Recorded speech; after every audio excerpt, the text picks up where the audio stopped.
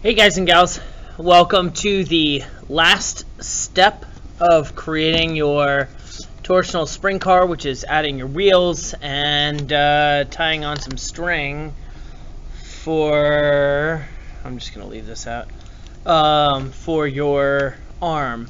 Now my arm looks different than yours just because this was my first design and this is too short and blah blah blah blah blah. It doesn't really matter. Yours will be better than mine. So, I actually got the wrong wheel.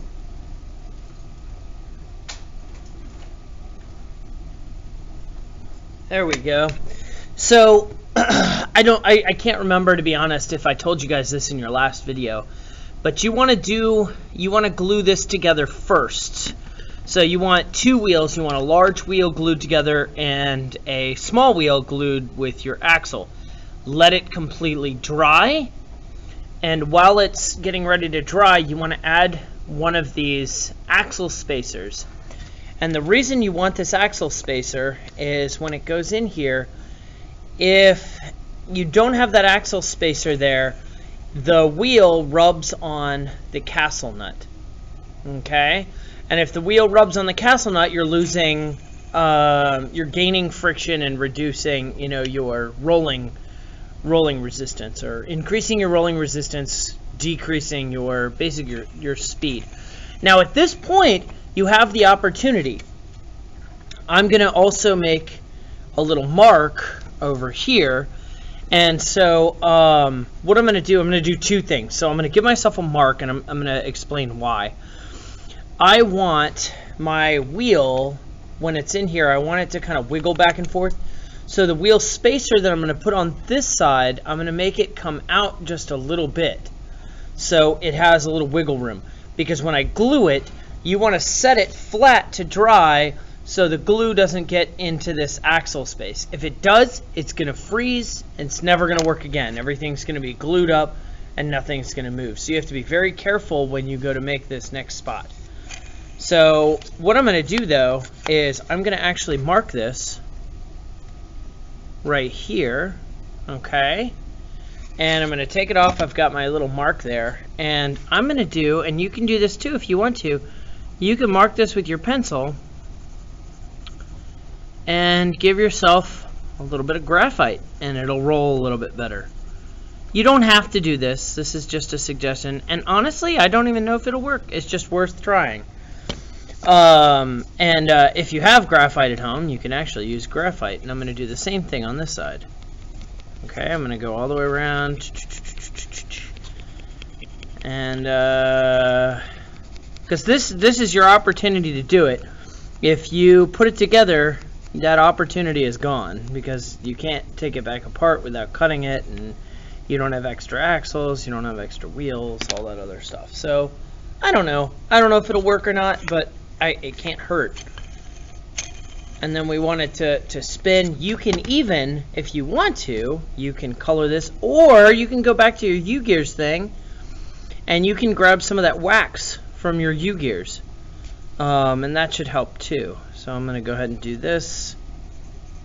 Alright, so it colors in, just colored it all in, and I have no idea if it's going to spin better or not, but it's worth a try. Alright, so the next thing I'm going to do is I'm going to take one of my wheel spacers and I'm going to put it in, and you want it just a little bit out so it has a little bit of wiggle room. Okay, so I'm going to go ahead and glue this, and then I'm going to push my wheel on to my outside space, and I'm going to pause it, and when I unpause it, it will miraculously be on there. Alright, here we go. And so like all of the axles that I cut, some of them are longer, some of them are shorter. I like to just I just left a little bit of space over here. You can see this little nub that's sticking out. It's not sticking out on the other side. I chose to kind of make it so it was even on both sides. Alright, and then I may have left myself too much wiggle room, but it is what it is. It's all glued together, so that's it. But now you can see when I spin it, here we go. Mine isn't completely dried yet, so So then what I'm going to do, and what I want you to understand is that this is the front, this gets the small wheels, this is the back, this gets the large wheels. So I did the same thing with this, and I'm going to color mine in, but I'm going to pause it so I can color it in so you don't watch me color it in. So, alright, now I colored it in. You can see I just put some pencil lead on there. I don't know if it's going to work or not, but, you know, can't hurt to try. And like I said, you can use wax if you want. You can even try and use a crayon. Color it with a crayon if you have a wax crayon sitting around. Now, part of the way this car works is we're going to have string tied up here, and it's going to wrap around the axle. And as this moves, this will come back, and as it's moving forward, it'll unravel from the axle. When it unravels from the axle, it'll make the car drive forward. Okay? So it's really hard once this is tied for you to take the string, let me scoot to the other end, and to wrap it around this axle. Okay? So it takes a little finesse to be able to wrap it around here and not get it to slip. Okay? So what I came up with was to wrap your axle with a rubber band. Now you have two choices. You can do this now while it's loose, and you can wrap your rubber band and then roll it down. Or if you already built it and you forgot to do this, or you want to just do it in a different way, you can take this and you can cut your rubber band. You should have at least 3 or 4 rubber bands in there. And then what you can do is you can wrap this around the axle like this and then tie it off. So you want to have some sort of rubber band space on here. Okay, so like you can wrap it around, you know, however you want. I'm just going to do this a couple times around. And if you mess it up, you do have a, in your kit, you have an X-Acto knife, and you can cut it off if you want to, and you should have other ones, and you can redo it. But I'm going to go ahead and tighten this up. Let's tie it in a knot here. Come on, fingers, you can do it.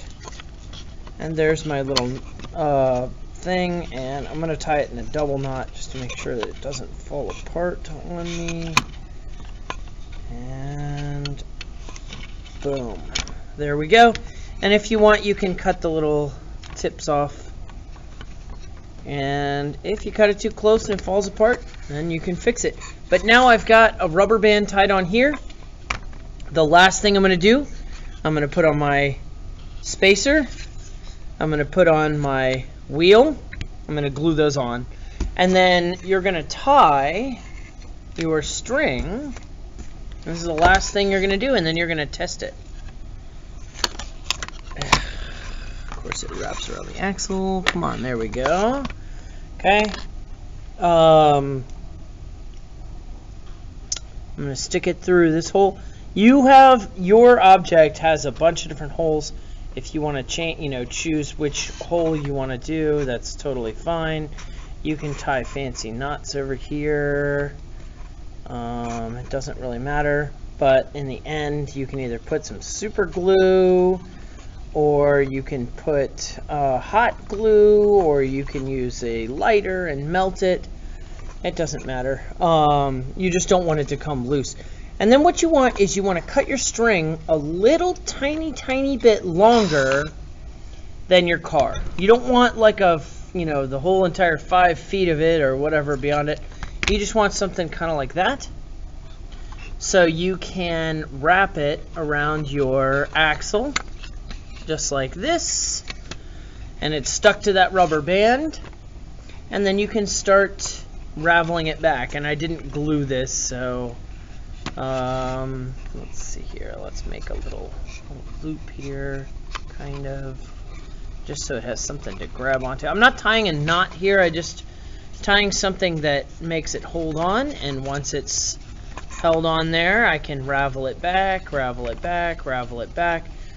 And then if the car is spinning out or it's not going fast enough, you can increase and decrease the amount of power you get out of your string spring by tightening it and loosening it. But in the end, this is what you should have. That should be it, and that shall make it drive. Okay? And that's it.